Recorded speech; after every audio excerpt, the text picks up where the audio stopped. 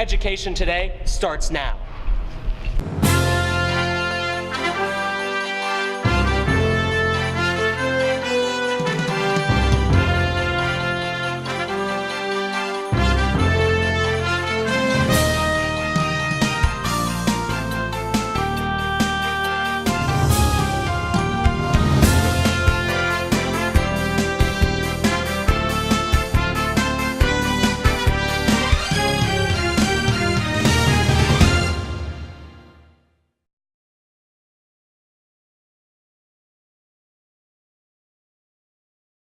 Welcome to Education Today. I'm Jacob Herbst of Armstrong High School in the Armstrong School District. Today we're going to talk about something that many people are talking about, Star Wars. But today we're going to focus on the impact in culture and literature. Tonight we'll feature a few of Armstrong High School students and staff members to give us not only a super fan's point of view, but also how the character archetypes are presented and human conflict is presented in this popular franchise. Welcome to Education Today. Could you please introduce yourself? I'm Billy Keene. I'm a senior at Armstrong High School. I'm Matt Vukovic. I'm a senior student at Armstrong High School. Now, have you both seen all the Star Wars movies, including the new one? All 9, yes. Yeah, I've seen all of them multiple times. They're great movies. Yeah. Great franchise. Do you guys have favorites? Because I know I do. That's hard to choose, but if I had to, I'd probably go Episode 3 when Anakin is fighting Obi-Wan on Mustafar, and that whole just lava seed and lightsaber fight is epic. It had to be one of my favorite scenes in the whole I completely agree. Yeah, I want to. 3 is my favorite. 100%. Number 3. I just love like the whole like plot behind it, just like how it leads up into the original trilogy. I thought number 2 was pretty good. I know a lot of people didn't like it that much, but like the end scene I thought was really cool. Yeah, even like battle. people didn't like the prequels because of all the CGI, but I did like episodes 1 and 2 when I was like younger before like I even noticed the CGI, just because it's all cool and you know there's all these epic battles all the time, and I really like the clones. They're my favorite part, honestly. That's why I watched the TV show Star Wars Clone Wars. It's pretty good. Yeah. It kind of like helps you tie in everything. Do you guys have like one that you just completely dislike at all? Probably the first one. I'd say I've seen that one the least. I know, like, I kind of like the first one, even though, like, the CGI is horrible in it. But if I had to pick, it'd probably be between 7 or 8, like, one of the newer ones, because, like, 7, I didn't like it because they just kind of redid the Death Star with Starkiller Base or whatever, and it's just a giant planet that was a Death Star, and I thought that was really dumb, and how they just, like, made like a third Death Star. Is getting kind of old.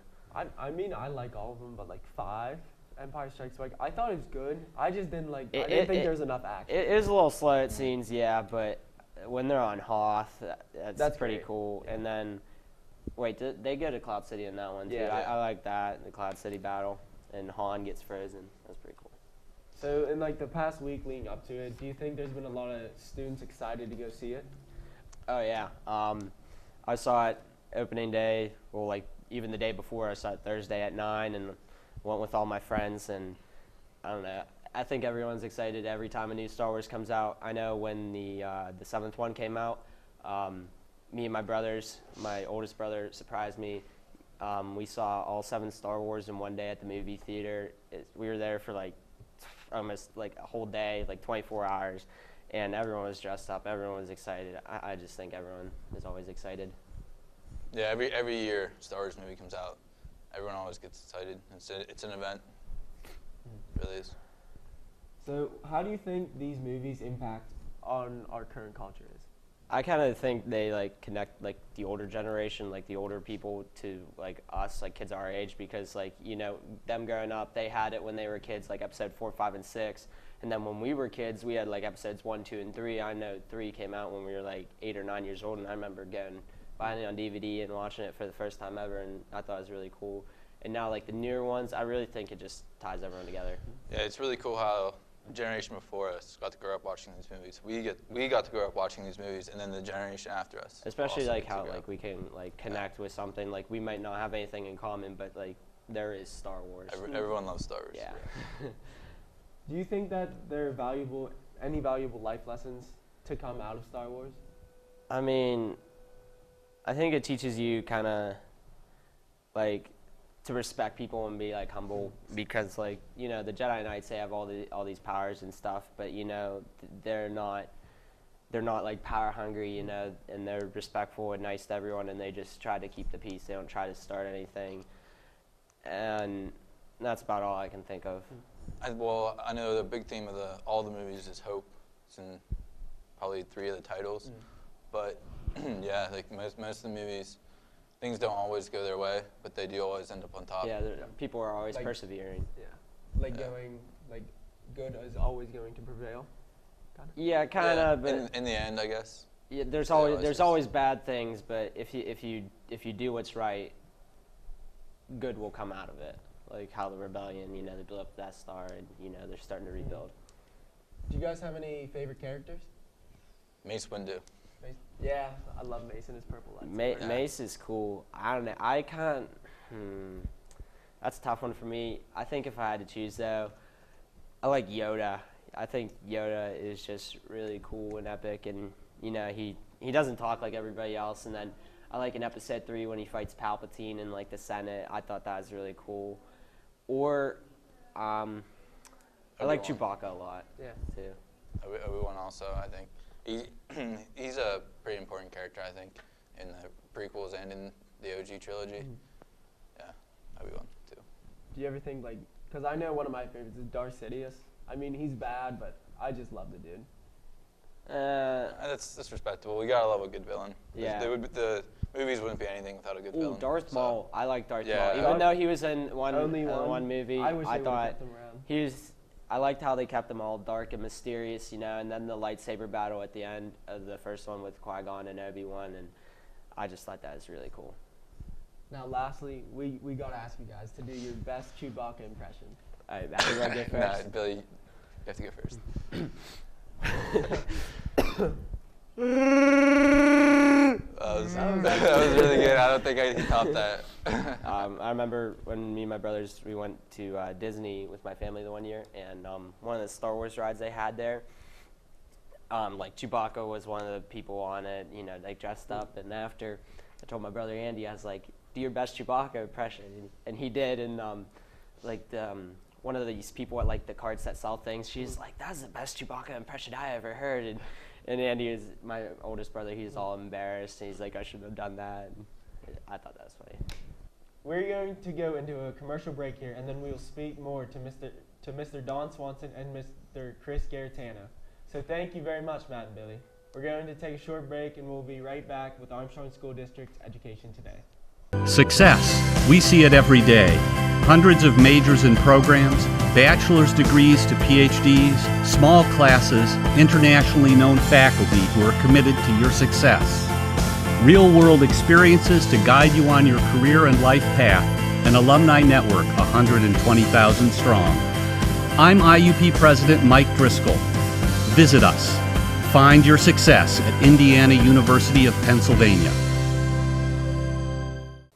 Welcome back to Armstrong School District Education Today. Tonight we are talking with Mr. Don Swanson and Mr. Chris Garetano, two of our Armstrong Junior Senior High School faculty members. Could you please introduce yourselves? Well, my name is Mr. Swanson. I teach English and TV production and media literacy and intro to TV broadcasting and video production and media studies and filmmaking.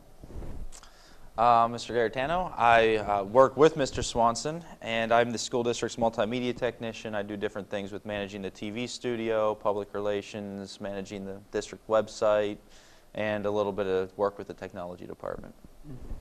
Now, have you both seen all or some of the Star Wars movies at least? I've seen them all multiple times. He's seen them all. He's seen each one more than I've seen all of them combined. I have seen the first 6 episodes, but none of the most recent ones. Have you seen the new one yet? Oh yeah, I've seen it 3 times. Do you guys have favorites? I do, actually, and as a child of the 70s and 80s, the OT original trilogy clique, I have to say, in all honesty, I've given it a lot of thought, and The Last Jedi beats out Empire. It is my favorite Star Wars movie to date. I actually have to cheat off of Mr. Swanson and agree with him. When I grew up, I only had one friend that was big into Star Wars. And although I always liked the music from it because I was a music guy, I was not necessarily understanding the full concept and how big of an impression that these movies have made in society. So it took me a while before I had seen episodes 4, 5, and 6. And that one day in college, my college roommate and I sat down and binge watched them and skipped classes. Don't ever do that. And got through them, and I don't know why, but that one was always the one that stuck with me as my favorite. So, Around AHS, does it seem like a lot of students have been really hyping up The Last Jedi? It's certainly been talked about in the classes that I teach, in English as well as down here in TV and everything. It is kind of like a pop culture phenomenon, and what's really fascinating about it is, for me, I was a little kid when the original trilogy came out, and one of my earliest actual memories is seeing Return of the Jedi in the theater in 1983. I'm not going to tell you how old that makes me. But they did re-release the special editions of the original trilogy my senior year of high school. And there was like this fire and excitement around that, so I got to experience that. And what's cool is, literally 20 years later, seeing it happening with you guys, you know, with the same kind of thing that was happening when I was your age, you know, with a different set of movies. And with the prequels, the same sort of thing, except I was in college, you know, and obviously you get wider array of people with different taste and maybe a more passionate fan base for certain kinds of things in that kind of environment than you do in high school. But it is just interesting how it seems to, every generation that it comes to, it reignites that kind flame. of fire. Yeah. First of all, you said you went and saw that in 1983? Yeah. I'm going to tell you how old you are because I wasn't born until 1984. I don't like you. So, and I'm not going to tell you how old I am, so you guys can figure out that math if you want. But I think, and Mr. Swanson, correct me if I'm wrong, but when they came out with the first 3, part of the reason why George Lucas did it the way he did it was because he wasn't happy with the capabilities of the CGI to accomplish the certain things that he wanted to do. You mean with the special editions of the original 3? Or Right. back Well, in the day? when he did those 3, like a lot of people say, well, why did he do 4, 5, and 6 and not 1, 2, and 3? What- And why were the special editions re-released the way they were? And The thing about it, well, yeah, you're right, special effects has an awful lot to do with it because what we now call the prequels are... They always get bashed.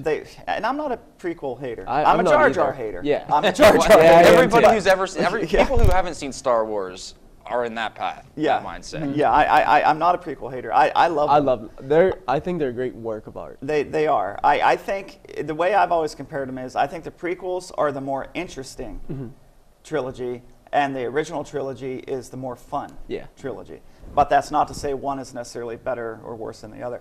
But back to the question Chris was asking me, in the 70s, George Lucas was inventing that technology as it was happening, like literally doing things that had never been done before. And a lot of people forget that when the original film was released in 1977, it was just called Star Wars. There's no Episode 4, no A New Hope. That was tagged on when they re-released it in, I believe it's 1979, just before the release of The Empire Strikes Back. Now, when he wrote it, he had all of these treatments and stuff lined out that had Anakin's entire backstory. And that backstory, to be able to tell it the way that he wanted to, involved a much grander, like, canvas, so to speak, for filmmaking. So with Luke's story, though, it was much smaller, more intimate, and thereby easier to produce. So yeah, there is certainly something to that. And part of the reason the special editions of the original trilogy was released is because he was still very limited in what he could do at the time, and there were certain things that always bugged him.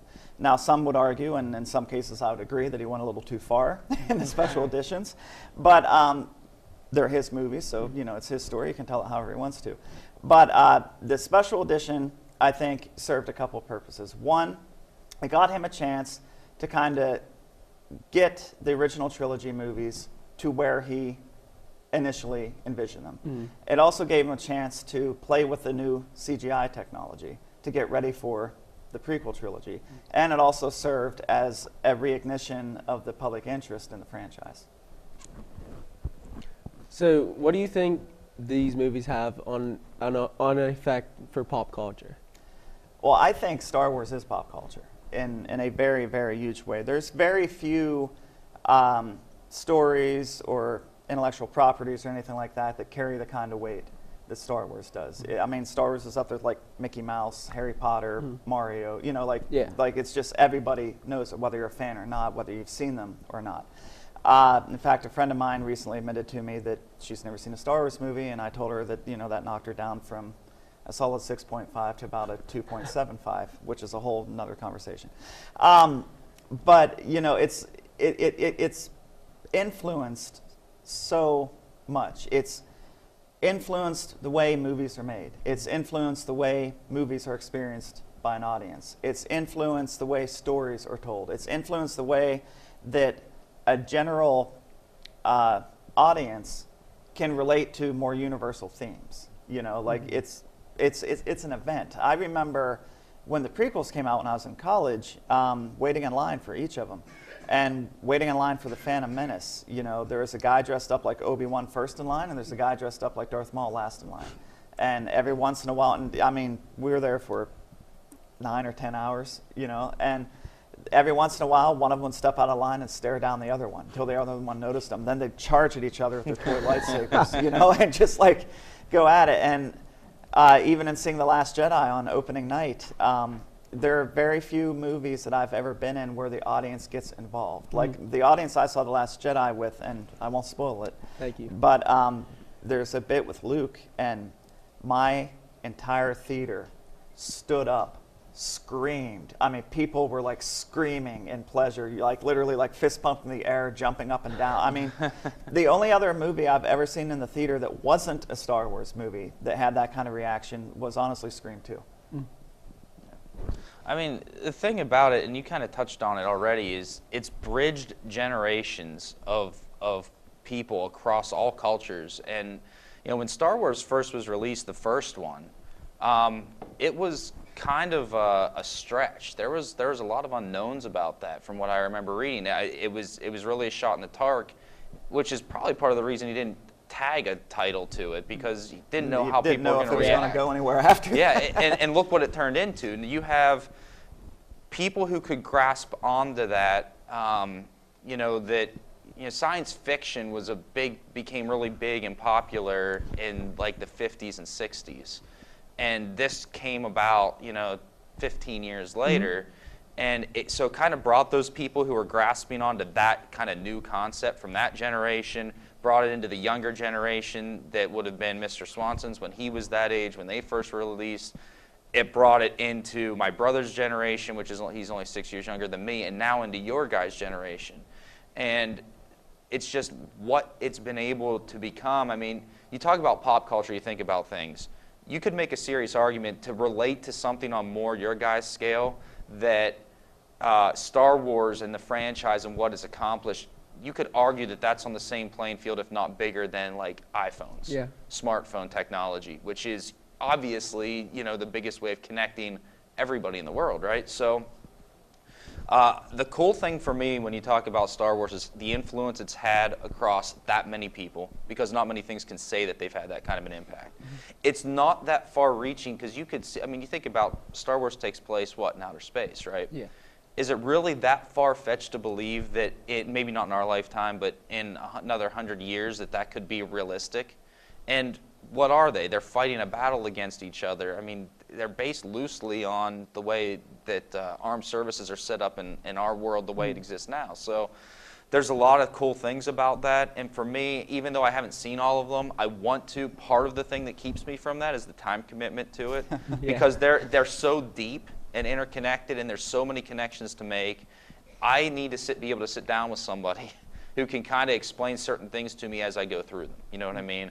And that, to me, for me, a sign of a well-designed and well-put-together product is something with layers that you really have to think about, and you can watch it 10 times and pick up something new every time you watch it.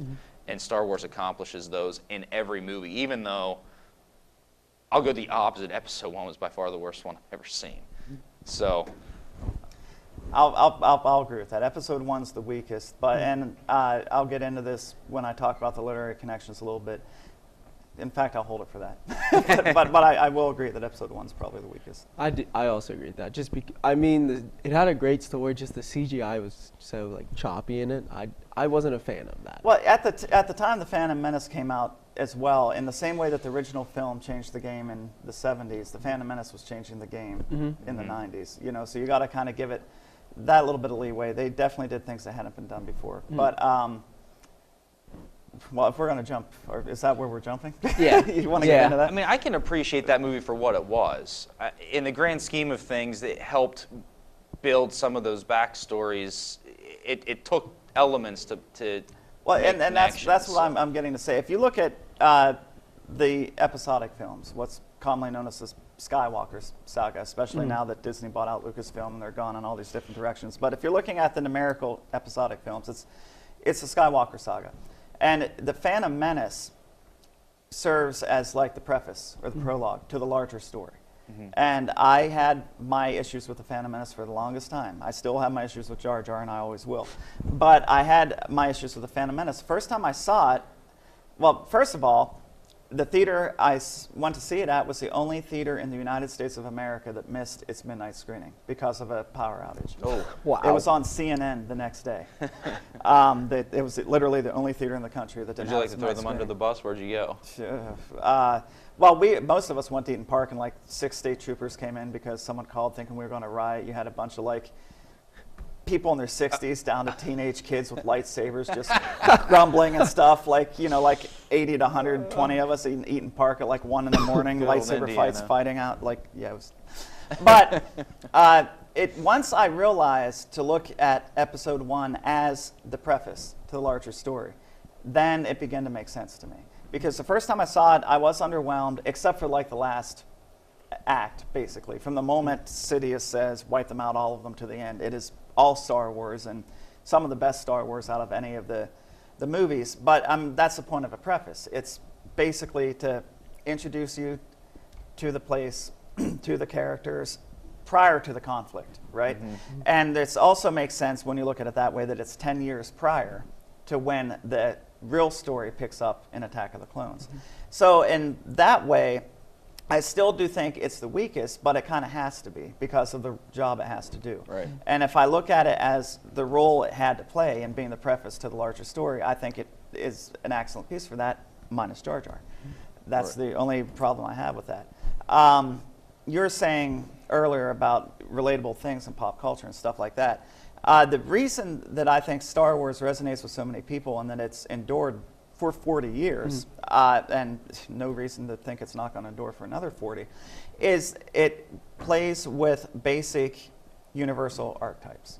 You know, and as an English teacher, specifically in my 12th grade classes, that I try to tie every single thing we do through the year through universal themes. And basically they build off of each other, and it's all nested on this idea of archetype. So, you know, you got the hero or the heroine or whatever, the companion, the mentor. And Star Wars has all of that, but then again, so does Harry Potter, so does, you know, Spider-Man, Superman, you know, they all have that. But what I think makes Star Wars different is that it gives a true glimpse of this in a fantastic way.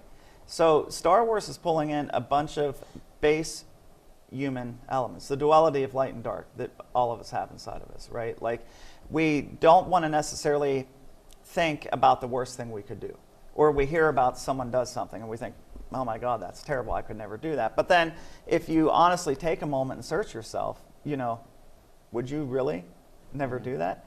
You know, maybe what it would take for you to act in that way would be far down the road comparable to somebody else.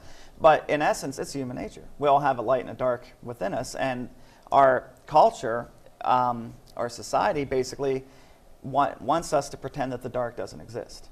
You know, and it's almost like it's something to be ashamed of. And I think when you take the sequel trilogy into it, that's something that they're starting to work into it, is that there is this duality, that there's no such thing as pure white, pure black, pure good, pure evil, you know, but there's like a mixture of the two, and everyone has a mixture of the two in them. So in that sense, you know, Star Wars fits it perfectly. And when you're talking base archetype, I mean, you're talking about the human experience, what it means to be a human being. Basically trying to understand why we're here and what it means, the question we've been asking ourselves for as long as we've been able to ask ourselves a question, basically. And that's the whole point of all this, you know, and it's a story, and that's what archetype is. But then again, that's what our life is. Our life is a story, you know, and that's something I bring up in my English classes as well. You know, like the way you make sense of your reality is through story. You're just your own protagonist. Right. You know, you're your own hero or heroine on your hero's journey. And the people around you shift archetypes throughout the course of your story. They're replaced. You know, they may go from hero to villain or companion to temptress or whatever it happens to be. But it's not changing. And it's that way across everything. You know, and the example being, you know, Luke, poor orphan farmer boy. Even Okay? Anakin. And Anakin. Yeah. And Rey. Yeah. You know, like they start less than normal. And the requirement for a hero's journey in terms of archetype is to start normal or less than normal. Then something happens, an inciting incident, right? Like Anakin wins the pod race after he meets Qui-Gon Jinn. Luke gets R2-D2 and leads him to Obi-Wan, and Beru and Lars are murdered. Rey bumps into BB-8 and Finn, you know, and steals the Millennium Falcon. So something happens. They find out they have a special weapon or ability. Lightsaber, the Force. You know, they have companions: Han Solo, Chewbacca, Obi-Wan, Padme, R2-D2, 3PO, Finn, Poe. You know, there's a villain that opposes them, like the dark side: Sidious, Darth Maul, Count Dooku, Darth Vader, Kylo Ren. There's a damsel to be saved. You know, literally in the original movie, not numerically, but the original movie, Princess Leia. You know, Princess on the Death Star. You know, and but by extension of that, basically, the Star Wars human race, so to speak, the galaxy. The hero will win through some form of self-sacrifice. You know, like Anakin ultimately wins at the end of the entire saga, but in the process of that, you know, he has to leave his mother. He can't be with Padme. He loses a hand. Luke loses a hand, has to confront his own father. Rey, you know, like, poor Rey basically has no idea who she is even at this point, you know. So all of these things fall into place, but they will win through that self-sacrifice, whatever happens to be. And that's as relatable to like Herbst asking a girl out to prom. You know, like he's the hero, and you know, maybe some other kid has a crush on this girl, and is in his way, there's the villain. Maybe this villain is like kind of a creeper, you know, like he's just not a very nice guy, and he's not being nice to this girl he likes. So, you know, she's the damsel in distress. So he goes to you and says, hey, Mr. G, I don't know what to do. You give him some advice. You're the mentor all of a sudden. He goes to his buddy, Jesse Toy, who's, you know, like says something and then laughs because he's dumb, and, you know, he's the archetypal clown or the funny companion. And all of this changes and it happens. So you got it from like your daily life through Star Wars, and it's also tied into the essence of the morality of the human experience. In Western culture, we come from a Judeo-Christian background. And if you look at some of the oldest stories that define who we are, what our moral compass is, you have it. And I'm not making a religious comment here, but Jesus, born of an unwed mother to a poor carpenter father. Special ability. He's Jesus. You know, he's the Son of God. Mentor, the Father in heaven. You know, companions, the 12 disciples. Villain, the devil who tempts him in the desert. Wins through self-sacrifice. Literally sacrifices himself on the cross for the damsel being all of mankind. So it's the same story in any situation. And what Star Wars does is it breaks it down to the core of what it is, to the essence, and then it builds on top of it, whereas other stories and franchises don't quite get to the essence in the same way Star Wars does. And one more thing before we have to go. In terms of the literary thing. There's this literary concept called, referring to Star Wars, they call it ring theory, but it's ring composition. And the idea is a rhyme scheme. You know, it's almost like taken from poetry or something, except it's inverted. So it's in like regular poetry, you have like an ABC rhyming stanza thing. It goes like A, B, C, C, B, A. Okay? So it goes in and out on itself. And that's something that Star Wars does within each movie and also within each trilogy. And then the 3 trilogies coming together are beginning to do the same thing. So if you think of it like the way that Kennedy's famous for saying, ask not what you can do for your country, but rather what your country can do for you, that's an example. It goes in and then it comes back off of itself, right? And if you break it down, the Phantom Menace mirrors Return of the Jedi, but it also takes calls from A New Hope. Attack of the Clones and Empire Strikes Back are actually way closer mirrors to each other than most people realize. And in all honesty, Revenge of the Sith and A New Hope are way closer. And it's these things that are kind of buried in there that kind of go off of these ancient ideas of, you know, morality based on archetype and just basic storytelling and how that relates to the human experience. That's what Star Wars is, just with laser swords, lightsabers. Yeah. Well, that is our show for today. I'd like to thank our guests, Don Swanson, Billy Keene, Matt Vukovic, and Chris Garitano for taking time to join us tonight. Our thanks also goes out to the TV production students of Armstrong High School, led by their teacher, Mr. Don Swanson. They were our film crew today. Please join us again next week for another look at the Armstrong School District. DVD copies of this and all Education Today programming can be requested by contacting Chris Garitano, Multimedia Technician at Armstrong Junior Senior High School. Visit our website for updated information about the district and have a great week.